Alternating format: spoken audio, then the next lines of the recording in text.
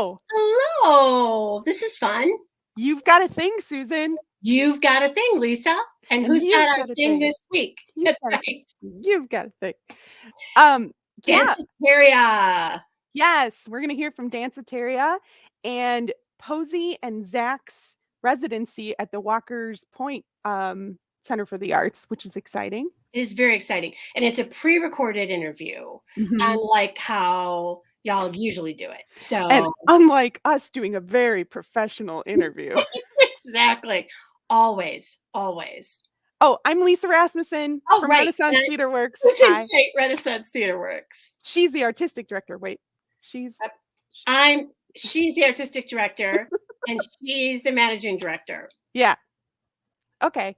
All right. Let's hear from Danceteria. Absolutely. Please and thank you. Yes. All right, friends. Well, we are here recording super early on Monday night before our Friday program because some people have different schedules and it can make things a little, complicated to sort of get people in at 11 a.m. But we really wanted to talk to Posy and Zach today to find out a little bit more about this project that you all have going on. So do you want to introduce yourselves and then tell those out there a little bit more about what you're working on? Let's do it. Hey, everybody. So nice to be with you. My name's Posy Knight. I use she, they pronouns, and I am here with my collaborator. Hi, I'm Zach Schorsch. I use they, them pronouns, and me and Posy go way back, so I'm really excited about this. We are, we've gone through so much with pandemic. We've been here before for Danceteria, and we're really excited. I'm the featured member at Walker's Point Center for the Arts, and part of my residency there is a short dance film series. So we are here to talk about our work together on Danceteria, Break the Walls, which is the closing film, and then also welcome you to come join us this Saturday, November 13th, and December 11th for this amazing short dance film festival that we're throwing. It's incredible. You two are like two of the busiest people in showbiz. I know. So can you tell me, so let's start with Break the Wall. So let's start with that project first and tell me a little bit about how that became a thing. Well, Posy in the beginning of the pandemic, like right in the beginning of the pandemic, it's funny to reflect on it and think about the urgency that we had together of like, let's try to understand Zoom, or like, let's hang out. It's been 3 weeks since there's been a Danceteria, like we need to do something. Mm-hmm. And so really from there, with a virtual Danceteria and a hybrid Danceteria, we were just sitting on a wealth of Zoom recordings. And Posy. I guess I saw a call for art for the member show for Walker's Point Center for the Arts, and we just sprung into action.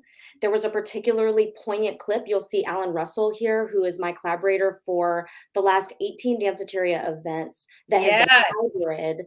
Alan is an awesome Milwaukee-based composer, violinist, and collaborator, and we just have been going strong.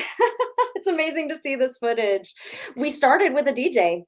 We went virtual and we just started with a DJ. Wow, yeah. And I'm losing track. So let's dial back. So for people who are, because I feel like I've been talking about Danceteria for forever on You've Got a Thing. And so I sometimes forget that this might be the first time that somebody is hearing about this. So do you want to talk about that concept first? Of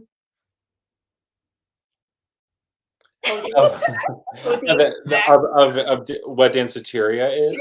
Yeah. I mean, it's a community-based jam, Yeah, it's kind of like a safe space for improv, and because I'm connected to the movement community, it has sort of like been a foundation of movement-based artists first, but closely followed by improvisational artists and all different kinds of people that are just seeking to reclaim a space. And when we moved virtual, it opened up an opportunity for people all over to join us. And I finally fulfilled my dream of having DJs. So you'll see Noah Johnson, DJ Wise up here. We used to have like 3 DJs in a row that would come, and it became, kind of an international event briefly during pandemic, during the summer of 2020. Yes. And like Zach and I just geeked out on the technology. So as it moved virtual, it became intimate because we were in our homes, but it also became a playground to mess with technology. So actually what you see here is something that I think Zach invented. I call it the Infinity Zach, inspired by the Infinity Cat idea, which is that when you turn your camera on itself, you create a feedback loop that goes on forever.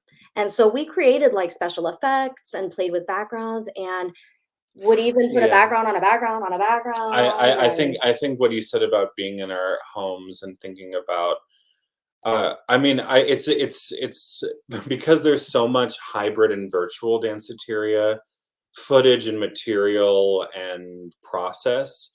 It's really nice to remember that there was so much Danceteria beforehand. There was a rigor in how, like, the weekly Community the practice. community practice, Yeah. and how sacred it was, and how taking that sacred space and having Zoom be the sacred space, and adapting our expectations and adapting what we viewed was appropriate, like we let it start somewhere and finish somewhere else. And what it started, the background play, the volleying started with me wanting to be with Posy, me wanting to be in Posy's home. And so I took a snapshot of my screen on my phone that I was in a Zoom meeting with, and I used their picture, this room, as my background. This room.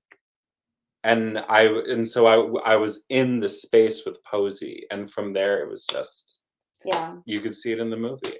So it's been a really organic and transformative process as you've been going along. Well, and it still is, and that's why it's so interesting. Part of my residency, I don't do paintings, it's visual art, it's a television. You go to Walker's Point Center for the Arts and you sit on the couch and you watch the 27-minute film. I felt like I wanted to extend my residency into their theater space and really like share the films that the artists within my film made, and continue to develop that.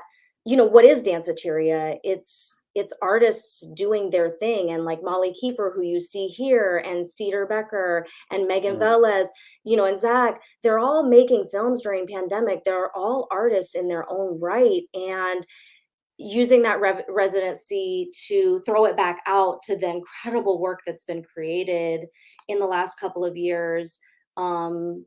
I can't be more proud of our community. We felt like we weren't doing enough. We felt like, dance, you're stuck in your house, like what can be done? But really the incredible amount of beautiful art being created by Milwaukee's dance community. I'm so excited to share that with people. And it's free. The Walker's Point Center for the Arts, just an incredible venue. We feel so welcome. I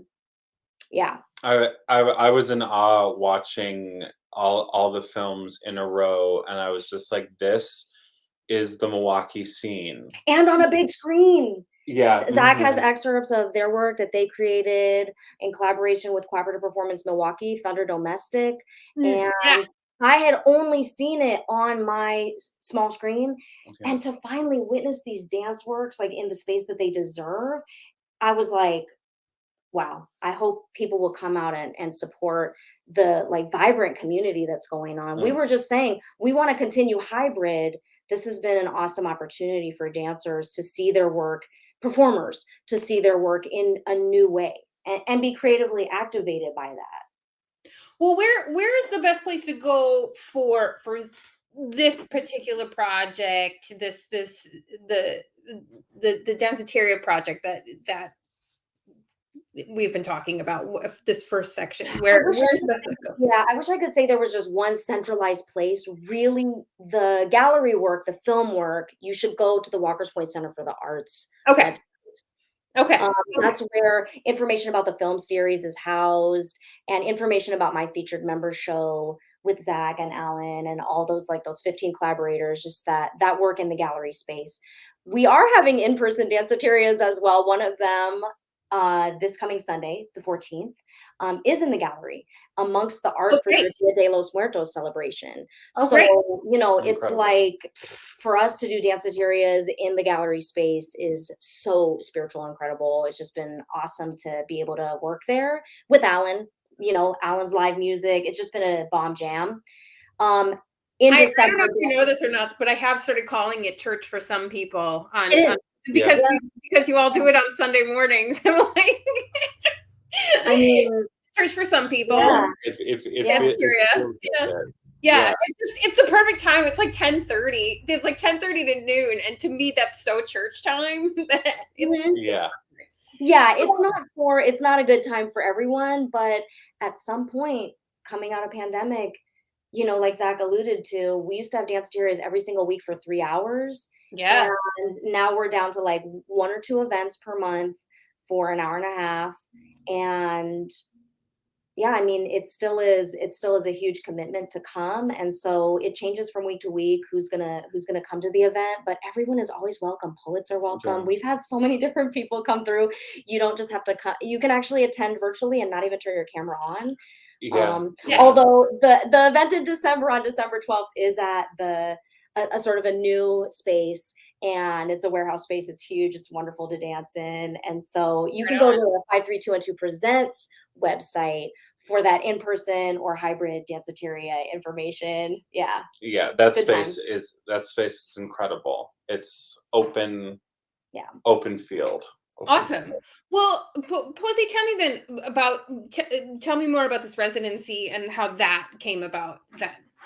Well, we had the inspiration. We decided to utilize our footage, and we submitted this 27-minute long film that just we were so inspired about. And they had a jury. Part of the featured member show is a jury, and Dr. Kantara Souffrant from the Milwaukee Art Museum selected my work alongside 3 other incredible members, and sort of the outcome from that is to be invited to do a 10-week residency at Walker's Point Center for the Arts, and to engage in community, like to do community engagement projects. And so, you know, it just worked out perfectly to honor the artists that were a part of Danceteria by giving them, you know, a microphone, you know, show us your work.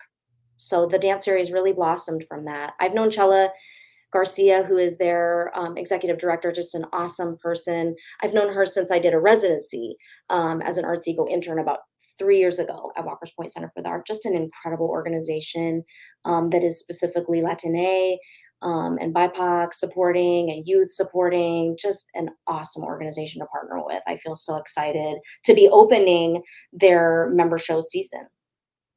So that started a couple weeks back already, didn't it? And and that's going to run through when? December 17th. Okay. So is it the same thing every week, or do you modify it, or like how do you go through this process? The film Danceteria Break the Walls is a completed piece, and it is installed in like a nook of the Walker's Point Center for the Arts. And the dance film series takes place in the Blue Box, and it is the same on each of the dates. So it's 11 films. Why can't I remember? It's 11 films, and it runs about 2 hours long. There is a brief intermission that we take, but it's quite casual. It's free and open to the public. And those are those Saturday dates, November 13th and December 11th, from 4:30 to 6:30.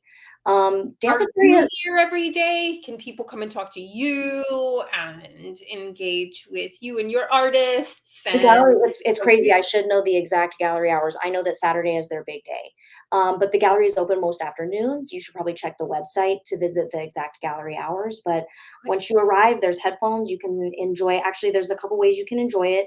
You can sit down and watch the film in its entirety with headphones on, or you can use your phone to scan QR codes that allow you to sort of view smaller bite-sized pieces. There's a sort of a map that I installed on one of the walls. Actually, Zach and I installed on one of the walls. Awesome. I have to say it was really beautiful watching Posy when it was decided like she was a featured artist, and being like, okay, like we already broke the wall of like entering a visual arts space. Like, how do we keep breaking the wall and fill space? Like there's not like 15 paintings or tapestries. Like, how do you fill the space? And it was really impressive to see Posy's mind go and use that set design ability and just fill the space with QR codes, which is another thing you adapted with during the pandemic, and have this colorful timeline that credits everyone, which I also think is a beautiful ethical forward step too with how things are. For sure. What ultimately do you hope that people come away with? Like, what is it, like, is it just to feel better? Is it just to feel, life? Like, what do you envision people really pulling away from this whole amazing process? But for me, I know I said community several times, but there was a point in my choreographic journey, in particular after I graduated from UWM, where I was like, I want to stop pretending that I'm like making work in Milwaukee and we know each other. Like, if you're like, it's a small town vibe sometimes in Milwaukee, and there's a lot of vulnerability in reaching out to people to come to events and having them witness their art. And so to have an audience come here, more often than not, like, we know them, and it's just I want them to walk away being like, seeing us, seeing the community, seeing what we were able to achieve during these circumstances, and just listen. I'm sort of torn with that question because, oh, sorry, Zach. On the one hand, part of my practice with Danceteria is taking pressures off.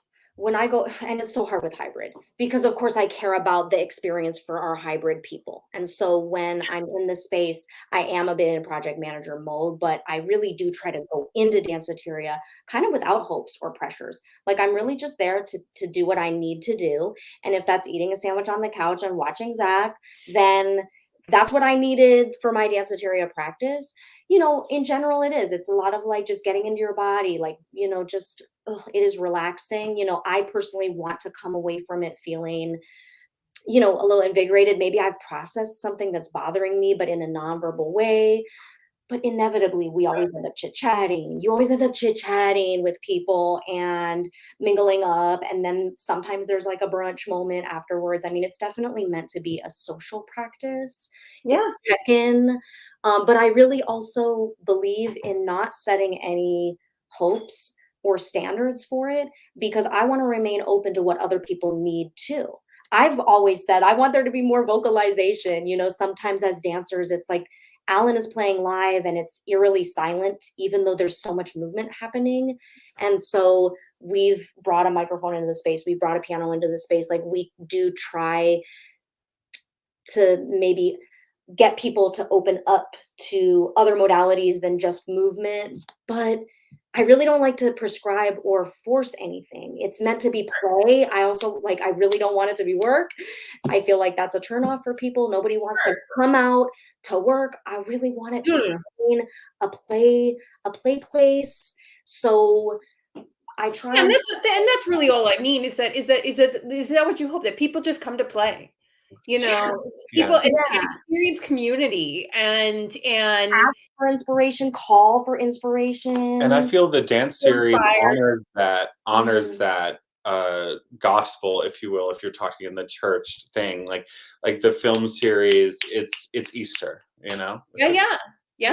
It's the artist showing up. That's really what the film series is. It's the artist showed up with their film work. And maybe being open also to being inspired by what you see and feel there in the moment. And you can't replicate any danceterias because everyone is different. Yes. But they're all amazing. And yeah, and we'll see what happens in the new year. I'm taking a little bit of a break after December. I feel like You should. I want to listen. I friend. want to listen. Yeah. I'm just I know, saying, because the art no, education, need it's to no joke. breathe. Please do. Yes. Mhm. I think, and just from an outsider perspective, I do think the two of you have built a wonderful community, and I'm so grateful for the both of you to be out there and doing this work that's so different from the work that I do, but you know, we need all these types of art because everybody speaks a different art language, and the more opportunities we can provide for people in these different modalities, the more we'll be able to reach people and feel invigorated and feel inspired and honestly, hopefully, be better people. Yeah. Because I think that if there's anything that we all think that we might need right now, it's just for people to be a little bit kinder, a little bit more open. Yeah, authentically connected. Yeah. So the two places that people can go to really find the most information is 53212presents.org and Walker's Point Center for the Arts, which is WPCA-Milwaukee.org. And I say, check them out anyways. They're a fabulous gallery. Yes. I mean, they just celebrated their 39th annual Dia de los Muertos celebration in partnership with 6 different schools. The altars are incredible. The altars. Yeah, the team over there is fabulous. They have amazing after-school programming. I can't speak too highly of Walker's Point Center for the Arts. They're a quality organization. And check out the other featured artists the rest of the year too. I mean, it's another community. Stephanie Bartz is next in January. Yeah, no, it's another place that I feel like is inviting you to be a part of their community. Because I was just gonna say, like, become a featured member. If you're making art, I don't think that they're out of reach. I think they're extremely welcoming and welcoming. So welcoming. Yeah. Incredibly so. There is a spot for you. Awesome. Well, thank you both. Thank you both for taking time on your Monday evening to come and record a thing and everybody out there will be seeing this on Friday. But yeah, thank you, Posy and Zach, so much for the work that you do, and come back soon. Yeah. You got it. Thank you, and be well, everyone. See you soon. Oh, Hello. I don't know what happened in the middle of that interview, but somewhere along the line, is there some disturbance in the force or something? Because somewhere in the middle of that interview, the Facebook feed went weird, and so I had to repost it, and now there's only 3 minutes of Oh, I'm so sorry. It's fine. I will just repost the whole thing, and I'll upload the thing. But what I'm just impressed you can say all those words. Yeah. Is there something is there some solar flare? Mercury was supposed to be out of retrograde by now. I don't know. I think we're actually having 325 retrogrades this year as something that I read. So we're doing well. We're doing well. Right. Anyway, I will fix the Facebook thing out in Facebook land if you're out there. I did post the YouTube feed, which was fine for some reason. And it looked fascinating. Great faces. Yeah, I like dancing. What's that? I like dancing. Yeah, I haven't been to one of these just because it takes me a while to do anything. I guarantee you, if I've done something, it took me probably about a year to get there, just because I have this. I'm still in therapy, whatever. Oh. But it just I haven't gotten there yet. But I know people who have gone, and it's true. Just the emotional release and Awesome. and those two are so welcoming and warm and kind, and they just make everybody feel welcome and loved and all of those things. So if you're looking for something to stretch yourself, or if this is your thing even, you should go, and you should check out both 532 and 2% and the Walker's Point Center for the Arts just to do that. So I'm going to pull through the other events here in a minute, but we do have to talk about, because you all were supposed to be closing a show this weekend. Yep. We talked about it last week. You can go back and check out that video last week if you want to do that. What you can't do anymore. Yeah. But you had a thing this week. Do you want to explain? And it was a beautiful show that I wish everyone could have seen. It's one of my top 5 Renaissance shows of all time. That set and the costumes and just the pictures that we got to see were yeah. And what's funny about that is I was planning on coming to that matinee on Wednesday. Yeah. Then I got caught up in another meeting and just couldn't make it. But yeah. So the reason we're talking about it in the past tense is Renaissance Theaterworks production of The Cake. So beautiful. Directed by Suzan Fete. I know.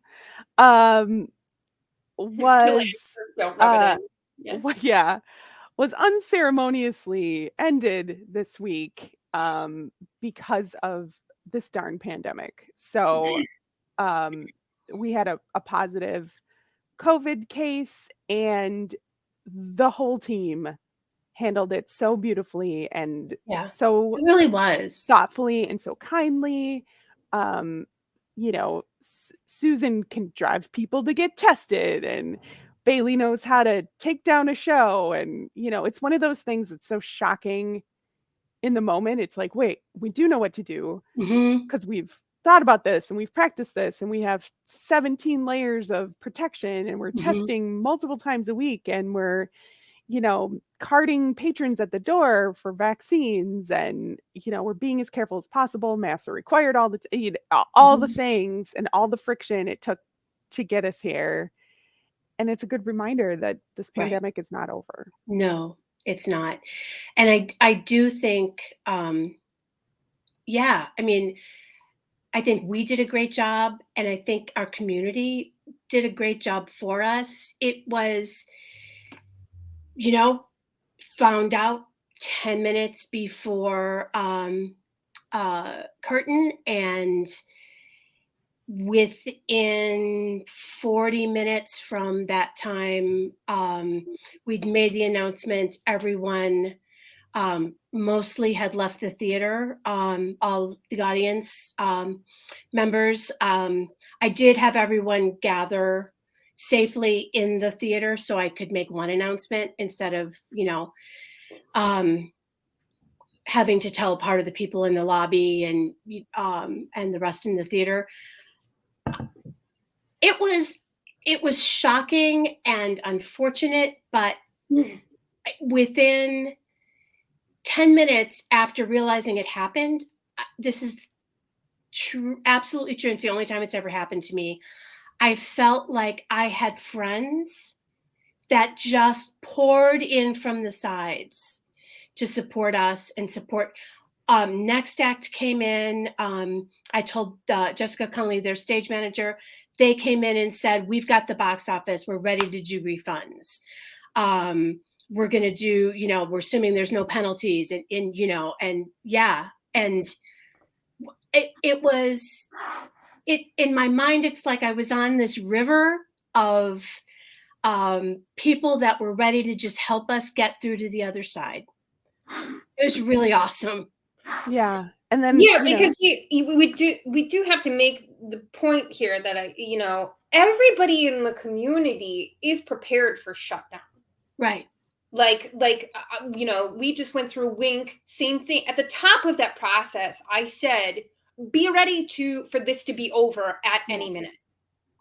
And that is the way of the world right now. And so as we are trying our best to be there for Milwaukee and Right. create great and beautiful work and cathartic work that's needed, because I think if we saw anything out of this pandemic is we see how people respond Right. when there is no art. Right. There is no live art. Let's Oh, right. live performance art. And you can file those things under dance, theater, live music, those types of things, all the sort of congregative, is that a word? If not, I just made it up. I am Shakespeare. All those events that where you get together with humans and breathe together. And I think we're seeing the real ramifications. I think so too. And I think we realize how important it is, how important these things are, and that how important what we create is, and also what a lovely display of what a great community we have. Yeah. That we did have a plan in place. We've been psychotically careful, and we were fortunate enough to have it in our budget where we could get all the tests we needed, and and have a COVID manager and do all of those things. So we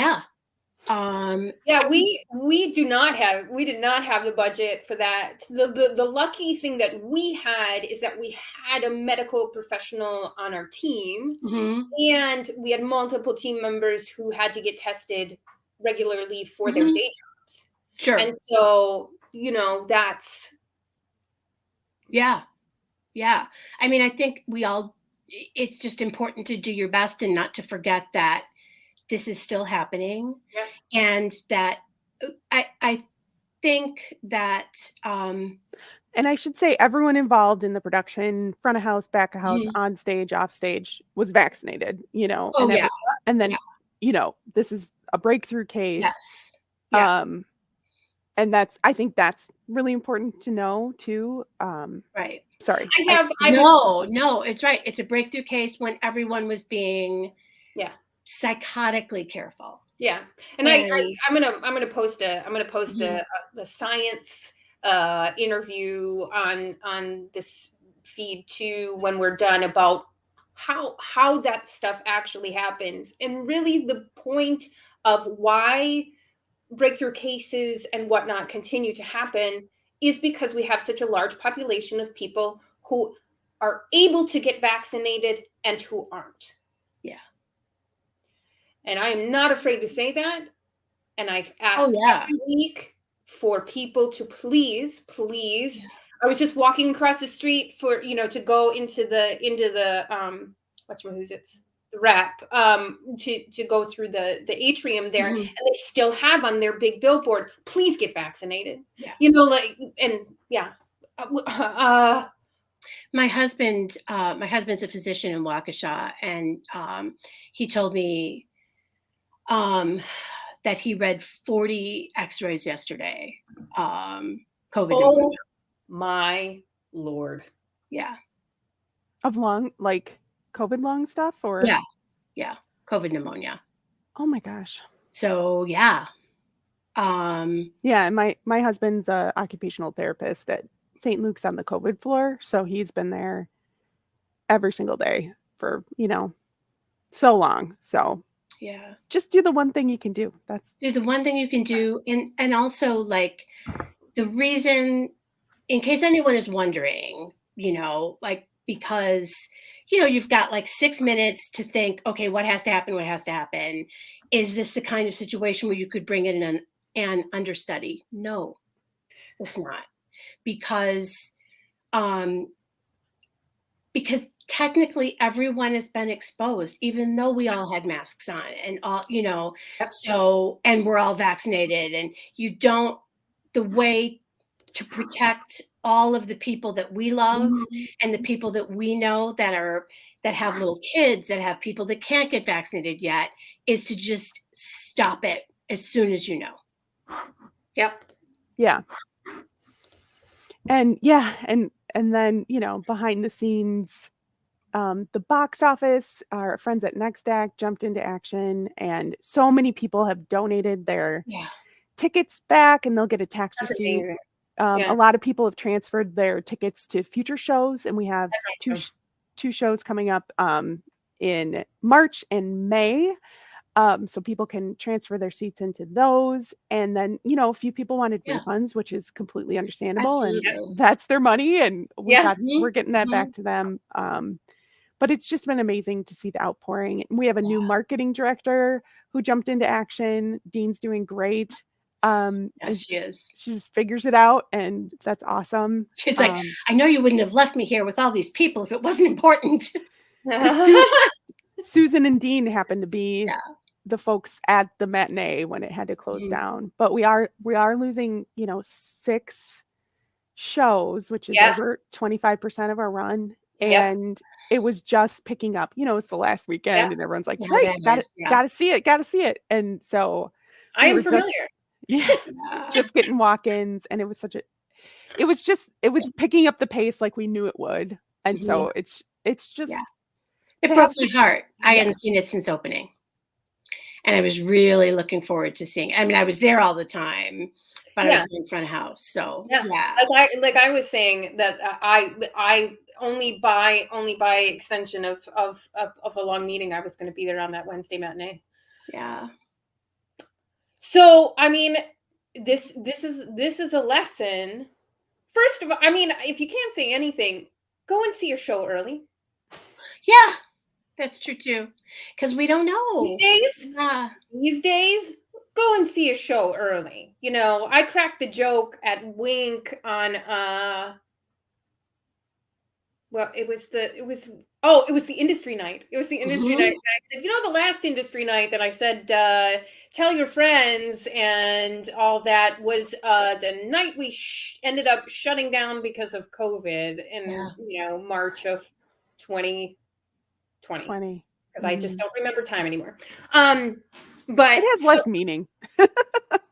But so go, if when you have the opportunity to go and see things, go and see things. Because, and understand that this is gonna be the way it is for at least a little while longer. And thank you to everyone who did come and see it and kept their mask on and endeavored to get out there again. You're amazing. You're the reason art happens in Milwaukee. And we have the best community. I'm convinced the best community in the whole country. It's just, the audience was amazing. I had so many people come up to me and say, we just want everybody to be healthy. Thank you for doing this. And it was awesome. Well, let's see what other events are still going currently at the moment. Let me see where I can find my things. Other events. I actually saw this last night. The taming over at Sunstone Studios, which is why I was crossing the street to walk through the rep area. Lauren Gunderson is a very funny, very smart playwright. She was the most produced playwright of 2019, and so and there's a reason for that, and it's because she's smart. This is super timely, and it's just funny. And so if you're looking for something that's like a bit of a wink wink nudge nudge and laughter, go check it out. That's great. Looks like 2 more shows. Yes, they close on tomorrow. Saturday. Yeah. I'm posting this now because you can submit to this now. we are taking we, as in the Constructivists, of which I am the artistic director, for those who Good don't one. know out there. Good one. Good plug there. You can submit video the recorded auditions for this process. If you are completely uncomfortable with being in person, we are also doing in person if that's your what modus operandi.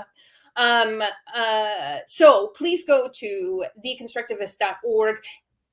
Forgot to say sunstonestudiosmke.com for the taming. This is theconstructivist.org. It's a 4-person script, anywhere from like 20s to 40s ish. So adult people. So check it out. It's dark comedy.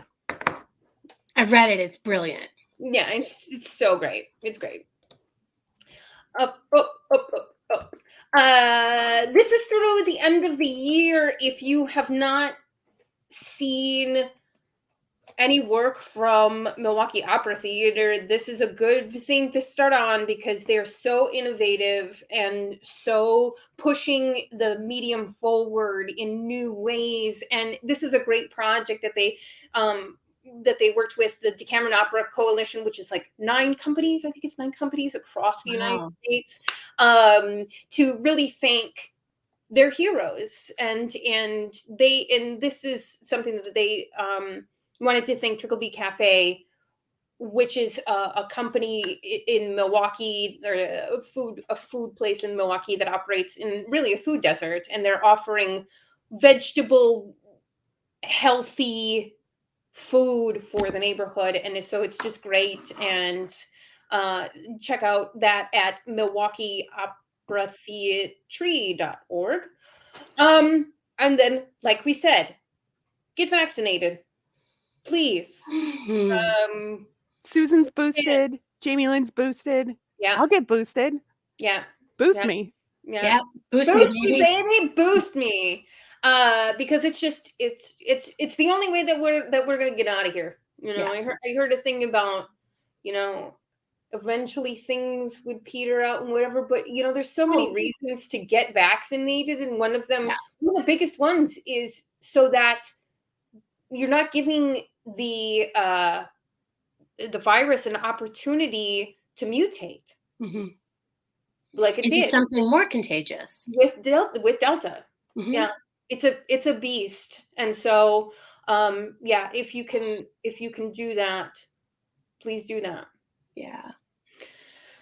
But I'm very sorry. I'm so very sorry that happened to you all. I am too. But something I think that we need to remember too is that if this were this time last year, we wouldn't be doing it at all. Yeah. And progress. No one is going to get that sick. No vaccinated person most probably is going to get really sick. So we're still coming out ahead. Yeah. And that's what Jake's seeing in the front lines too. And just to have hired all the artists that worked on the cake for their full contracts, because of course we'll pay, but I mean, just of course we'll pay for the full contract, and the rental agreement that helps next act, of course, I mean, all of the things. Now we're honoring all of our commitments. That you have to just to keep the community moving forward, because we are job creators. We are, how much we contribute to the community or to the economy. It's huge. Come on, people. So it's all good. I almost forgot to mention on Tuesday, because I forgot the Imagine MKE card. Imagine MKE has a conference. They're almost maxing out on their people for the venue. I think they were accepting like 200 people to make that happen. It's in the afternoon on Tuesday at St. Kate's. It's really an opportunity to listen and learn about the the arts community, and then there's going to be a happy hour and all of those types of things. And I just always want to thank Imagine for making this platform available to us and just doing a really great job of arts advocacy. And so you can go to imaginemke.org for that. I'll be there. Me too. Me too. So oh, fun. Yay. In person fun. I found somebody to watch Aurora, so we're going to make it happen because she would not do that conference. So yes, yay. One foot in front of the other. Thank you both for coming back and hosting today. Our pleasure. Thanks for having us. It's always fun and thanks for doing it. And I always learn something. Right? Thank you. Which is why this program exists, because more people know more things and go and see more shit and make it, more butts and seats. I've said during this process, and it was really over our communication about trying to get that industry night together so that they could go and see the cake and then come and see Wink.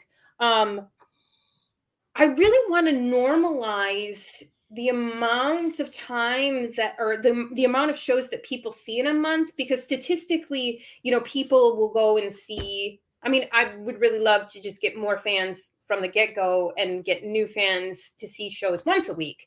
But I'm talking about for people on the regular to see more shows. Get out of the house. That's a great idea. Yeah. Get away from the television, those types of things, to be amongst community and real people and real experiences instead of everybody isolating themselves. And I think we as a community, we as the arts community can start making that happen by just saying, pairing with theaters and going, hey, if you take your ticket to this other show, they'll give you 50% off, or they'll get you in for free, which is what we were going to do, and really start getting just people into the groove of sure, I can go and see another show on Thursday. Yeah, that'd be great. I think that's really smart. So we need to start making that happen too, because I do think that people always feel better after they leave live theater. Really true. I don't care if it's the saddest show and you cry your eyeballs out. Once you leave that theater and after you've done that, you feel better. Yeah, and you're more connected to humanity. Yeah, you're more connected. I promise you. So we've got a big job to do. We're gonna keep working on it. Yes, we are. I have a few more patrons to call to make sure that. Me too. Yes, they know not to come on Sunday. Yes, absolutely. Oh no. Yes. I know. Yeah. But thank you all out there for sticking with this program and watching us, and forward it to your friends, and it's all over YouTube and Facebook. You can watch other programs and just learn. It's just an opportunity to learn about what's really, really happening in the Milwaukee theater community. And so we'll see you next week. Thanks, Jamie Lynn. Bye. Thank you. You got a thing. And you've got a thing.